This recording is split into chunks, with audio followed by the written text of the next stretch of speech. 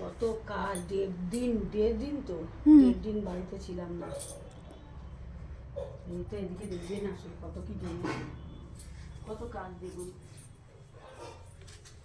এই যে এখানে এক কাটা কাপড় জামা, এই দিকটার অবস্থা দেখুন, ভাগার, বাসনের ভাগার, এইদিকে নিচে দেখুন, মানে কি অবস্থা, ওইটা পোকা ঘুরছে। এইবারে করাটা ভালো মেজেছে আমার বাপের। হ্যাঁ, এইদিকে টেবিলটা দেখুন, দেখেছেন?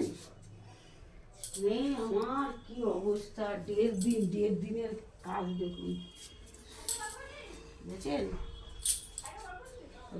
বাসি বিছানাটা আগে গোছাই, বাসি ঘর দোরটা মুছি, তারপরে এদিকে তো ভোলে বাবা দুধে সেই চুবেই আছে আজকে, সেই শিবরাত্রি থেকে চলে গেছিলাম, দরকার ছিল বলে এরমভাবে যেতে হয়েছে।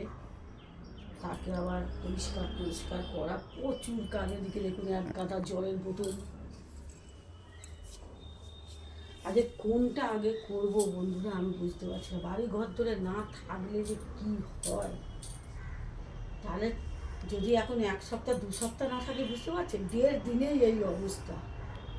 তাহলে যদি 1 সপ্তাহ আমি কোথাও চলে যাই, 1 সপ্তাহ, তাহলে আমার কি হবে আমি জানি না। এখন কোনটা আগে করব? আগে তো বাসি বিছানাটা, তো বাসি ঘরটা তো ঝাঁট দিই, তারপরে দেখছি কটা বাজে, 10:30 বেজে গেছে না, 10:24। 10:24, এখানে 10:30 1 ঘড়িতে।